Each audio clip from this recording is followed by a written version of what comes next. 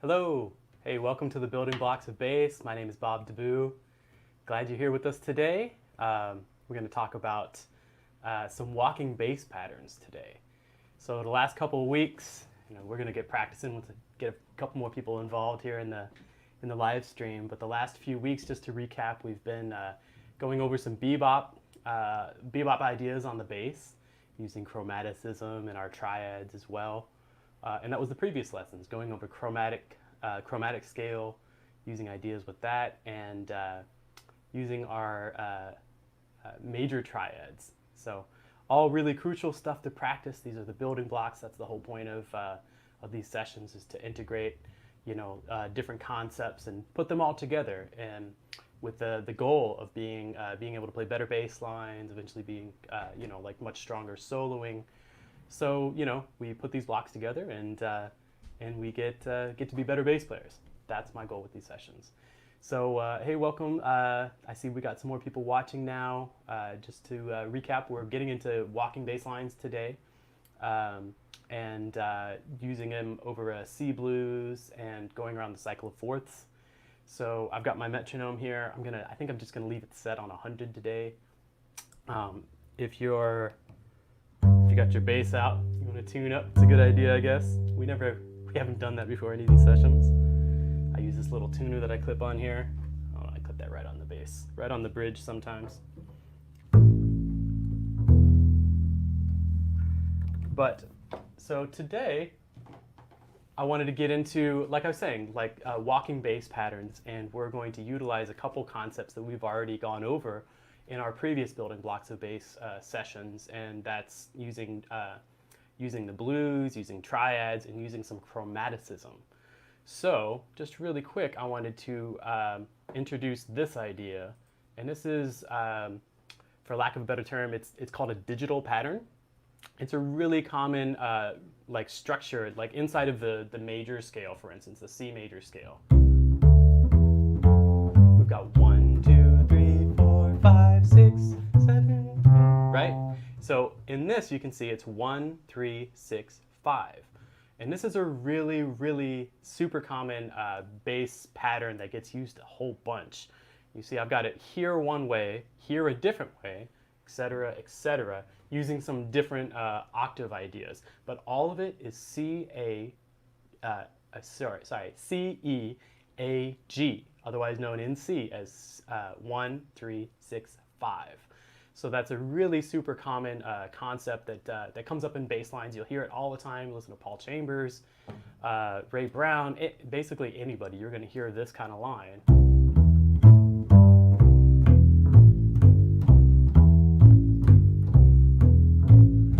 Part of the reason I think it's so effective is, of course, it starts on the 1, which is really just going to be super solid. If you hit the root at the beginning of a chord, it's going to give a good foundation to the band whenever somebody's playing a chord.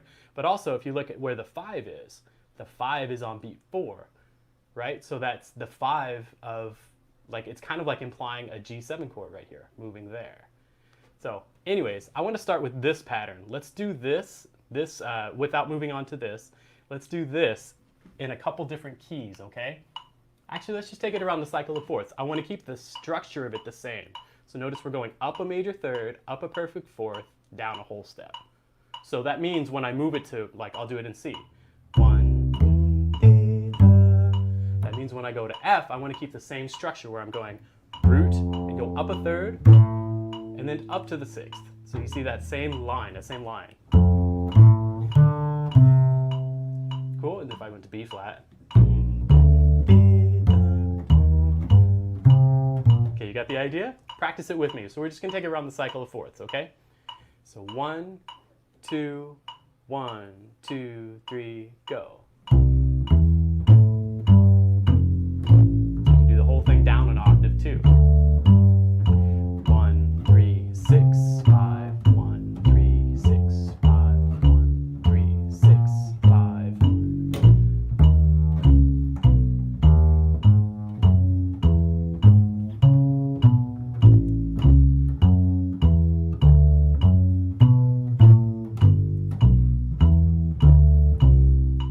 Cool? So that's the idea, and I've got some different ways that you can play them written here. So this would be like 1, 2, 3, 4. They're all totally valid. They all function the same, which is what's super important. They all function the same way. They're going to outline the chord of the moment, which in this case is C major. You could, of course, do the same thing with C minor. Right? With the fifth, the sixth being a variable. It could be some different things. So before we go any further, too, I just want to say that I encourage comments. So if you have any questions or any suggestions, please leave a comment there. I'm going to address them at the end of our session. Please join our Facebook group too, the Building Blocks of Bass. You can find it. I think there's probably a link below. And also, I just need to do a shout out too to Open Studio. Congratulations on releasing Christian McBride's new course, Your Sound is Your Signature. Just came out. It's for sale now. And there's also, I'm involved in a few aspects of it, some guided practice sessions that are in the course. And also, we're going to be doing something called a boot camp. So we're going to go through a bunch of the material in Christian's course and really work it out in really detailed ways, much more in depth than what we're able to get into here in these guided practice sessions. But I just wanted to let everybody know about that. So that's good stuff to check out. Okay, so I want to move along because I don't want to end up running out of time here. But I want to now try to apply this 1-3-6-5 idea. And I know this is a big graphic. Sorry for everybody that's on a smaller screen. This is basically just a blues. It's a C blues, and for each measure, I'm playing 1-3-6-5, except when I'm going from the 4 chord back to the 1 chord. Okay, let's just look at that real quick. So if we do C7, 1, 3, 6, 5, we'll go to the 4 chord, F, 1, 3, 6. If I went to C here, that would be 2 C's in a row, which would be slightly awkward for a bass line. So the way to get around that is to add a chromatic half step above the root.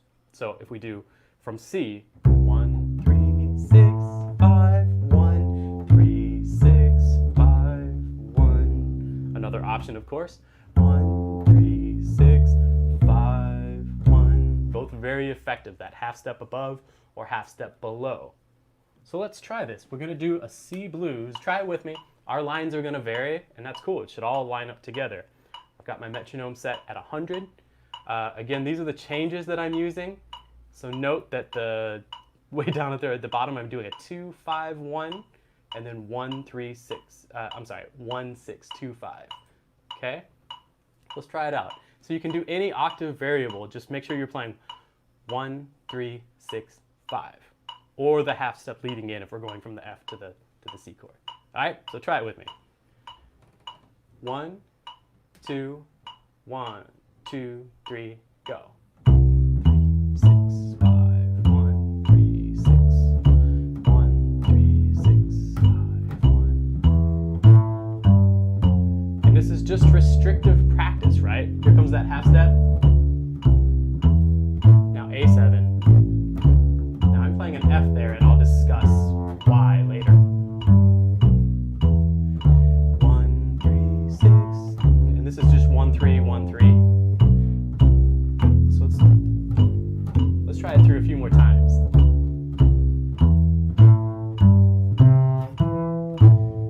So these lines, when you repeat this, they should sound a little bit different because we're trying to practice doing different octaves. Everything is supposed to flow pretty well together.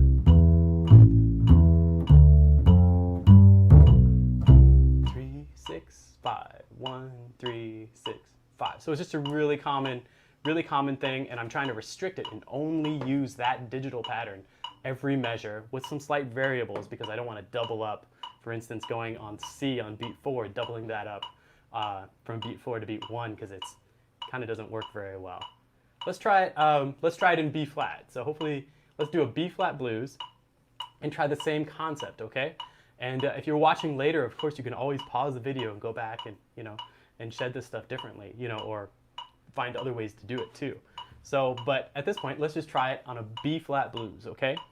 So every measure, 1, 3, 6, 5, except when we're going from the E flat to the B flat now, we want to add in that half step above the root of the 1 chord. right? So 1, 2, 1, 2, 3, go. 1, 6, 5, 1. Here's that half step.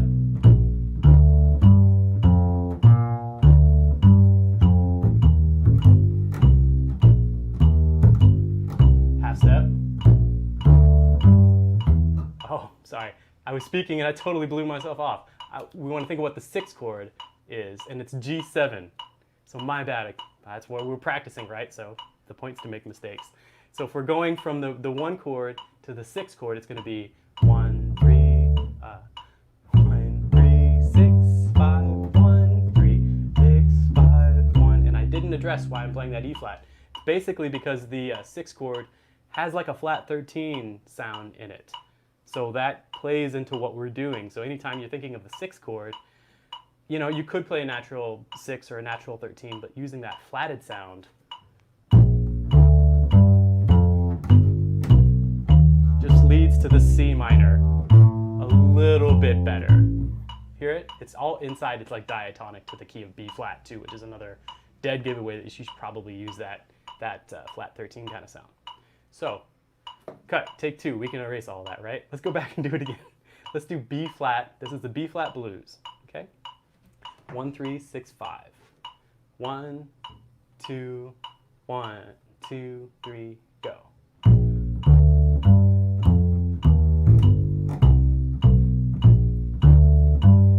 octave variables, right? That'll give our line some different contour. 1, 3.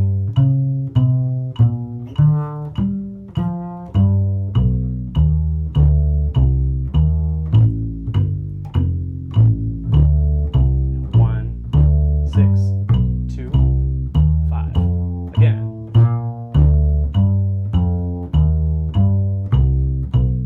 See, here I'm trying to do this. Oh, I'm going to mess up if I start talking. But I'm trying to change the octave. See, I did it when I was messing up. You can leave a YouTube comment about that. That would be cool. 6, 5, 1, 3. 1, 6, 2, 5.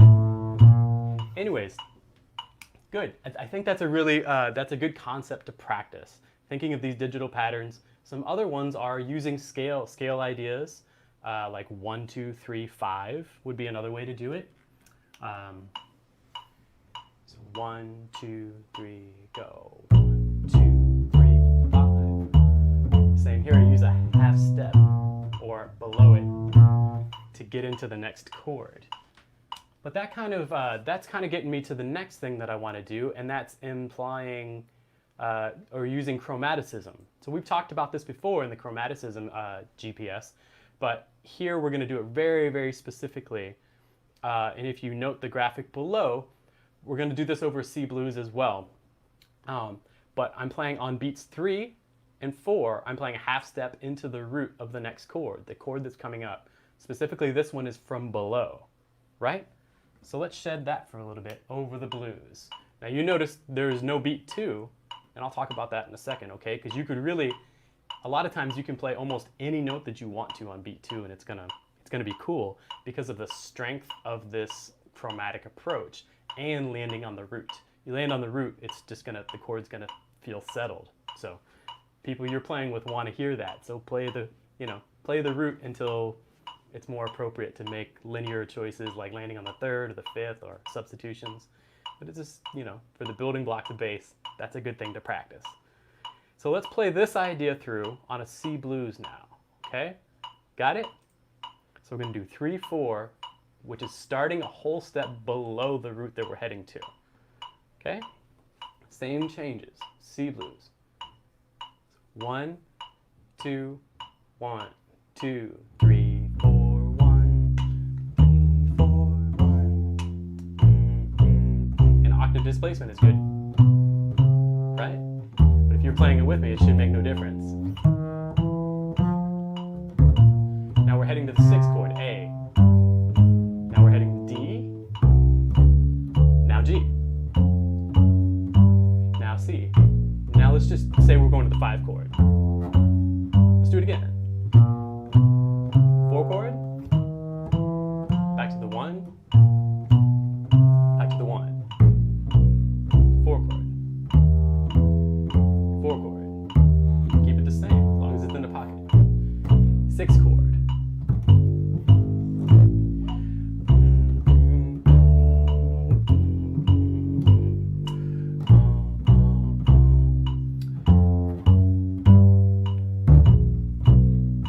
Great, so that would be a really good way to practice like a 2 feel, especially having that half note and then the 3/4 leading into the next chord. It's good stuff to practice for that. So let's do the same thing where we're going above. Okay, so we're going to go from D, D flat into C. Going to the 4 chord, we're going to play G, G flat, F, like this guy right here. So you see we're playing a whole step. We're starting a whole step above our target, which is the root of each of these chords, okay? Got it? So we're just trying to restrict our practice, get this really under our fingers, in our ears, and know the purpose of why we're doing this, right? And it's to create that forward momentum. We're trying to really get into that root, and so that everybody that we're playing with and listening to us, they know where we're heading. It's just too important to not readdress. I know I've brought this up before. So let's try it again. This is C blues, and now we're doing chromatic down from a whole step above. Ready? So 1, 2, 1, 2, 3, 4, 1, 2. Back to the 1 chord. 1 chord. 4 chord. Now we can drop this 4 chord down. Right? Now we're heading to 6, so what's A? Now to D.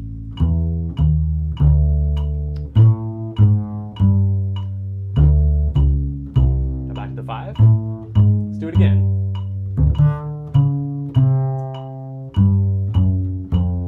To the 1.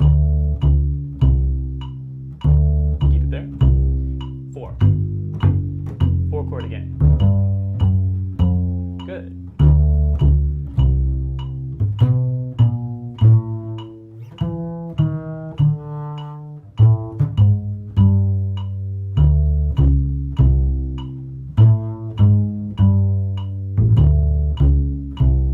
Now, that is like a simplistic concept, right?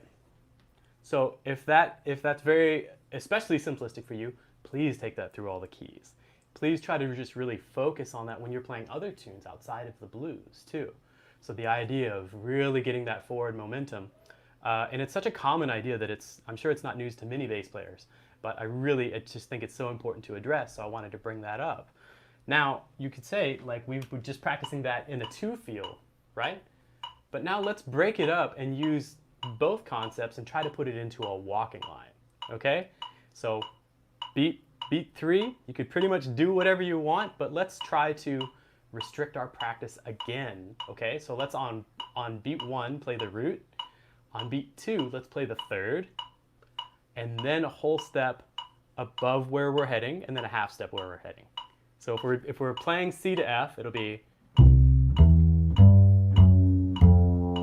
cool. If we're going from F to C, it'll be some variation, octave displacement of F, A, D, C sharp, or D flat, C. So if we're staying on C, it's going to be C, E, D, D flat, C.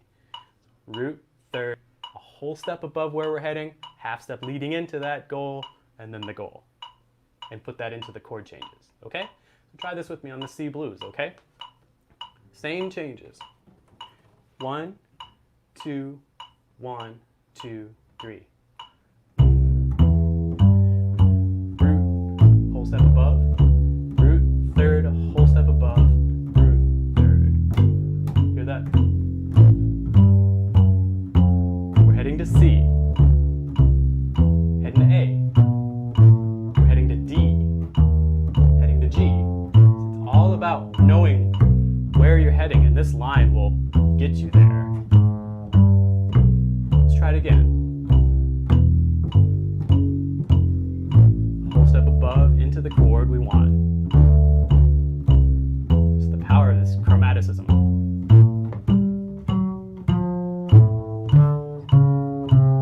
Heading to A.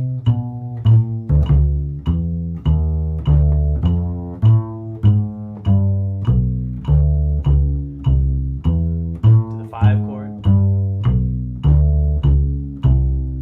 Cool? Does that make sense? So we're still, that to me is a really solid walking bass line that's going to always line up really well as long as we're playing the same chord changes. That's going to work really well and be very clear to everybody that you're playing with what you hear the next chord to be. Do you know what I mean? using that forward momentum. So that's a really, really big one, okay? So I also wanted to just talk a little bit about this, because this is something else you can add in that's fun and simplistic, but if you practice it in a very constricted way, not constricted, restrictive. You want to be creative with everything that you're trying to do. And some of the ways that you can do that is changing the tempo, changing your sound, changing the dynamic level, changing, there's a bunch of variables that we can play with, but still using the same recipe, right? So let me just explain these rhythms that we have here, right? So here, this is written quarter note, 2 eighth notes, quarter note, 2 eighth notes, right? It's not written as a swing pattern, but it's the ride cymbal pattern, right? If you think, walk the dog, walk the 1, 2, and 3, 4, and 1, 2, and 3, 4, and 1. So if you take that same pattern that we just did and start adding in, or any of the patterns, if you're doing the 1, 3, 6, 5 pattern, and add in this rhythm where on the eighth notes, sorry, I'm trying to line up my hand, it's backwards. If you line up the eighth notes and play those as muted notes, it can add a little extra rhythmic variety to your line. Let's just try that with the 1, 3, 6, 5 real quick. Remember that one? Let's do it in C. And here's what I mean. It's going to sound something like this. Let's just get the 1, 3, 6, 5 under our fingers again, because I'm going to mess it up. 3, 6, 5, 1, 3, 6, half step. Right. 6, 5, 1, 3, 6, 5, 1, 3. Half step.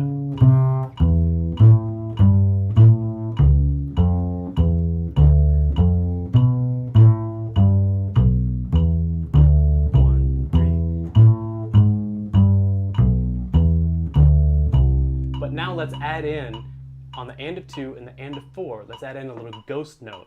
It can almost be anything. The idea is to be like,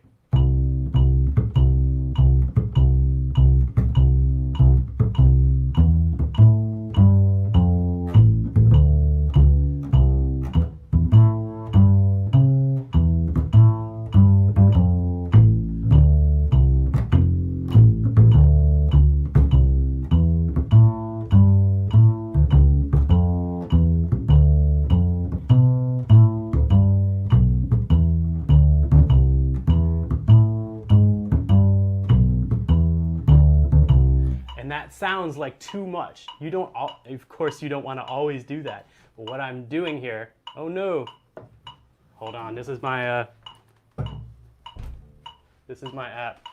So keep hanging in there.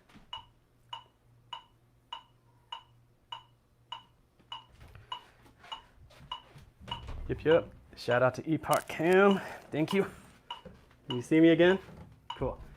So the idea is not to overuse this, of course, right? I saw I got more people watching now that my cam broke. Cool. And then the idea is flipping it here. You could do this with any bass line, even if you're not trying to constrict the note choices that you're trying to, like using a digital pattern or a concept of chromaticism or anything like that. But you can put this in and try to practice this to be very specific with where you're putting rhythms. So we do this second one now over C blues, and I'm just going to play whatever notes, but I'm thinking of this rhythm. 2, 3, 4. I already messed it up. 4.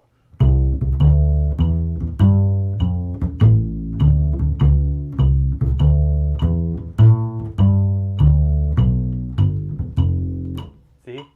It's hard. It's a simplistic type of thing, and you could probably do it, but it takes a little bit of thought to do this, right? So there's some different ideas on some things to practice, right? Okay, so really quick, this is another big one for me, and that's implying the 5 chord of a next chord that's coming up, okay? Now, you notice I've just got a half note here and a quarter note leading into the next chord. But what's really important is this C is the 5th of the chord I'm trying to get to. So before we've used chromaticism, like 3, 4, 1, doing half steps either from above or below. But now I want to think about what the 5th of the next chord coming up is, as if we're basically implying a 5 chord, which sounds like it moves perfectly. Like that 1, 3, 6, 5. Anytime you put the 5 of the chord that's coming up as well, it's also going to be really powerful. Okay, so here's kind of what, I know again this is a really long one, you can't see me, but this is the 1, and this is the 5th leading to F, right? Now you notice here, this is the 5th leading to C. So what's the 5th of C?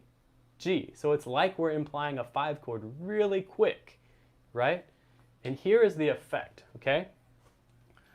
So we're gonna think 5 chord leading to the chord that's coming up, and we always want to practice thinking ahead, okay? So, and you don't have to get too fancy with the octaves or anything like that. The point of this is to be simplistic, try to be really careful with it, okay? So I'm gonna try not to mess it up too. So here's the idea. Think about it with me. This is the C blues again. We're just going to play beat 1, the root, beat 4, the 5 of the next chord that's coming up. 1, 2, 1, 2, 3, go. So root. Now what's the 5th of F? What's the 5th of C? What's the 5th of C? What's the 5th of F? Right? 5th of F. 5th of C. Now what's the 5th of A? Same to D, same to G.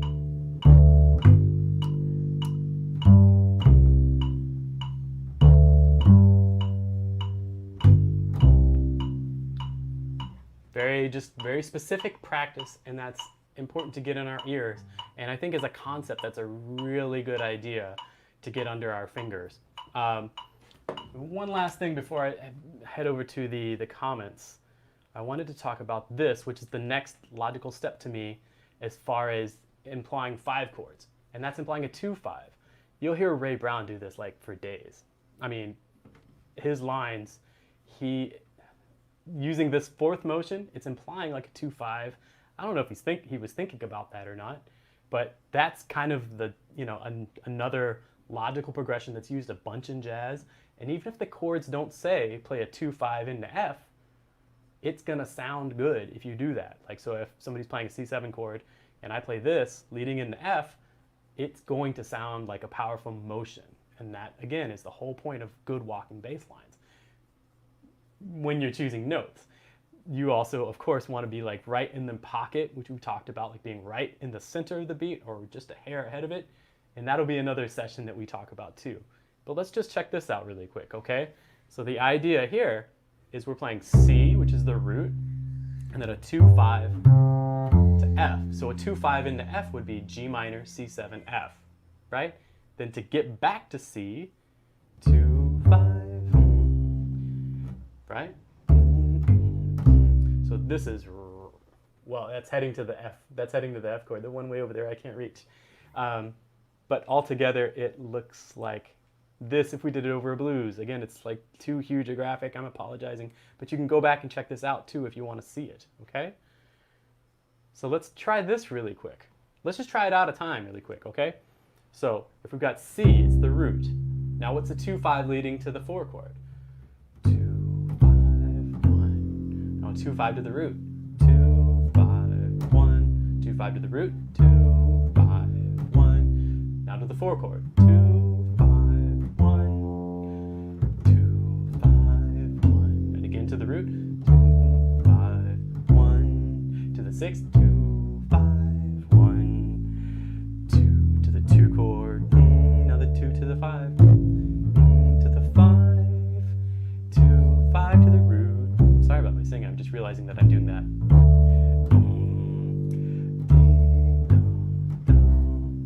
Makes sense? So it kind of adds up and it's got a very, very clear motion. So I think that's a great thing to practice. And hopefully you just did that with me. You've got some examples to work on as well. So yeah, that's kind of all I wanted to get into today, practicing wise. So I'm going to head on over. I see we've got a bunch of comments, so I wanted to do that ASAP so we can get to everything. Okay. Hey, my buddy Anthony. What's up, Wig? This is an amazing trumpet player in St. Louis. What's up, Anthony? Great to see you. Cool. Okay. Hey, Selmer Paris is back. Thank you so much. Hey, I like that picture. Happy birthday, bird. I was going to practice playing quarter notes today. Now I can apply this. Excellent. Great. And again, the whole idea is applying these restrictive concepts. you could take any ideas you get from transcriptions, listening to bass lines, transcribing bass lines yourself, of course. Any idea you get, that's kind of the point. It's just to try to use those ideas and implement them. They'll get into your ear, which is really the whole point of all this. So thanks for the sheet music. Yeah, of course, Austin. And I'll be I should say, here is the Facebook Live group link, and I think it's below as well. But I will be, and I have been uploading sheet music for every session that we've been doing. So if you want to go back and check the old ones out, or if you want to see a sheet that's put all together for today's session, you can go there and do that too. Okay? Hey Nick, glad you're here. Thanks for coming back, man. Cool. Okay. Oh, now we're getting into gear. Oh man. Okay, Austin, not until they gave me an endorsement, I can't say anything about these monitors. But yeah, they're really good. I've had them for years. Yep, absolutely. Okay, back to the bass. Michael asked, do you advise starting walking lines from the 3rd, 5th, or even the 7th, similar to the bebop scale exercise last week? Great question, Michael. Absolutely, yes. And that makes me think of one of the topics that Christian McBride talks about in his Your Sound is Your Signature course, where he's talking about Ray Brown ideas. And what Ray would do often is like delay the resolution, especially starting on the 7th. So if like we were doing a blues, something like this, 2, 3, C blues.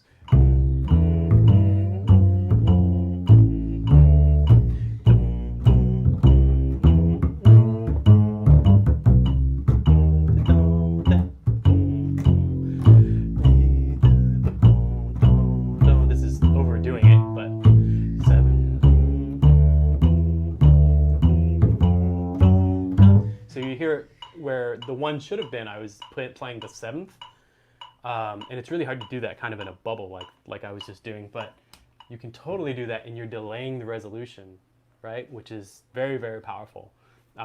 But you definitely want to get a handle on hitting the roots on beat 1 before you get into stuff like that. Same with the 3rds, absolutely. You can start from the 3rds. 5th's very popular too, but the idea is just to be able to hit those roots and let everybody in the band know very clearly what you mean. So, more about the HSA. Yep. Great bass tone. Yep. Nobody said anything about my LOL up here. What y'all know about the LOLs? You got any dads in the house? Come on. Israel Lopez. Hey, thanks, Israel. Appreciate that. Cool. That snap is nice. Are you talking about the... I don't think I was snapping anything. Hopefully you're talking about my bass line and it's snapping. That'd be cool. Yay, Shashank, you're back. Thanks for coming back. Excellent. I hope what we're talking about today is working for people. Let's see. Okay, Nick always has good comments. I have a tendency to fall into that 1, 2, 3, 4 rhythmic pattern, right? Yeah. And try to strive for rhythmic diversity, right? Excellent. Yeah, absolutely. So I think really trying to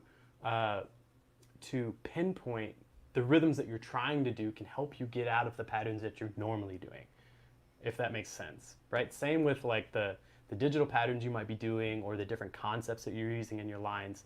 The point is not to overdo any of them, but to mix and match, right? So you could use a little bit of chromatic from above, a little bit of chromatic from below, thinking of the 5 chord implying the next chord coming up, adding in some skips, things like that. So, yep, absolutely. Hi, is Christian's new course available? Oh, yep, that's already been addressed. Thanks, Andrew. Yep, definitely go and check it out. You talk about walking on bebop tunes. Yeah, really quickly we can, for sure. That's kind of a big one to talk about. And bebop is very loose. I mean, there's so many bebop tunes, but the first place my mind goes to is thinking about like rhythm changes, right? I mean, blues have been, you can play bebop over blues, of course, too. But I think probably what you mean are when chords are changing 2 beats, or the harmonic rhythm is a little bit faster. Now that's a whole like guided practice session thing in itself, right? But the same rules apply. If you can isolate what it is you're trying to do, I think it can be really effective. Like for instance, if I'm thinking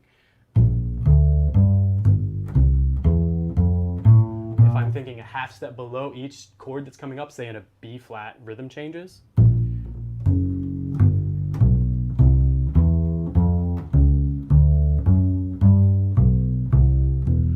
Now you wouldn't want to do that all day long, of course, because that would get really repetitive, but some ways to get around that are thinking octave displacement.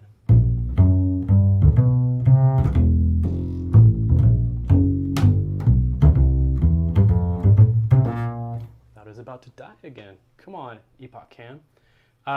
So, and talking about bebop tunes too, you know, that makes my head immediately go to tempo, which we are going to get to. That's one of my upcoming guided practice sessions, and we're going to work on playing fast and talk about, or faster, and talk about different rhythms with the right hand. Okay. I heard there are a lot of repeated notes and arpeggios. Oh, that's probably when. Yeah, when talking about bebop tunes, for sure. And that's kind of what I was addressing as far as like overusing the half-step chromatic lead-in. Another way to think of that too, though, is to take out like half of the chords. It's a long kind of concept, but if we were doing 1, 6, 2, 5, you can pare that down to just thinking B flat the whole time. The piano player's playing the chords. The guitar player's playing the chords. There's like a long reason of why that kind of works. And then you could also just imply the 1 and the 5 chord. This is specifically to rhythm changes.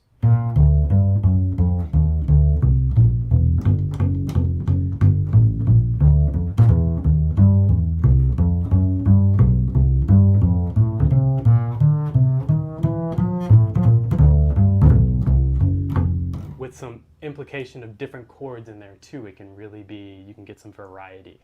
So.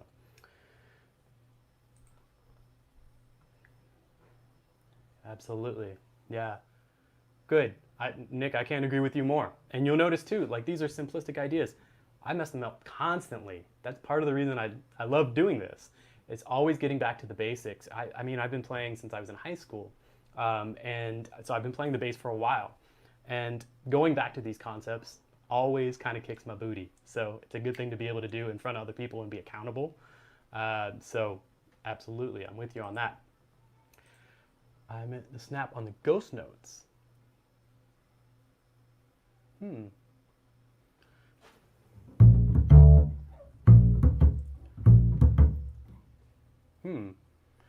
Austin, maybe we can find each other off the live stream and talk more about this, so I can get a little bit more of what you mean. The snap on the ghost notes. Any advice on those? Hey, Austin, if you're not already in the Facebook group, go check it out and you can send me a message there, okay? Or join and maybe we can chat further there. The snap on the ghost notes. Any advice on those? Basically, so what I'm doing, maybe this is what you mean. The ghost note is just like on electric bass, right? I see you're on a fretless bass. I'm just not depressing the string. I'm not holding anything down. Right?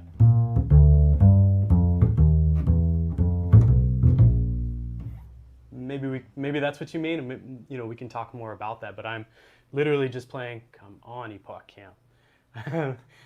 Andrew's laughing, it's hilarious. But I'm just playing a dead note, basically. So it's another idea. The other way to think of this too is to reverse that. Play less notes, like leave out a quarter note and put in one of those eighth notes as a choice right there. Okay. Okay, so here's a good one. What about walking no changes? Where to find ideas to imply this type of playing? Don't have a problem with playing through changes, but free walking is for sure kind of tricky. Absolutely, Roman. I feel you on that. I think, you know, that is just something you have to experiment a lot with. I started listening to like Ornette Coleman, Charlie Hayden doing lines, time no changes, but everything is kind of implying harmony in a sense in that music, you know, especially the Shape of Jazz to Come, you know, an album like that. So what about walking and no changes? Where do I find ideas? That might be a good place to start. But it's really so much about walking without playing changes is so much like coming from your ear.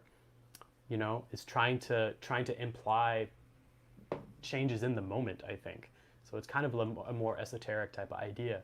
But I can say this with certainty: whatever you're doing, if you're going to if you want to think about that, practice that slow, so that your ear has time to decide what the next right note should be in the moment.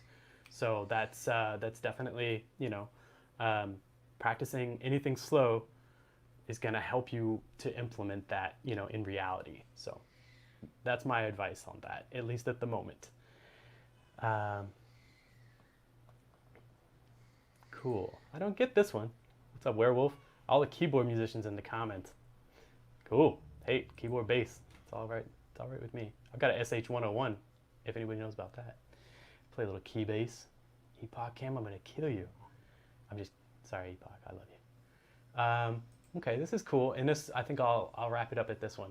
For a future GPS, I'd love to see the multiple changes per measure bebop tunes, but also modal stuff like So What too. Absolutely, Nick.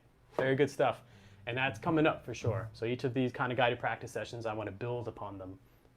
Other ideas with triads, other ideas with chromaticism, bebop ideas, and of course walking. The first thing I'll say with walking over modal things is that implication of other chord changes.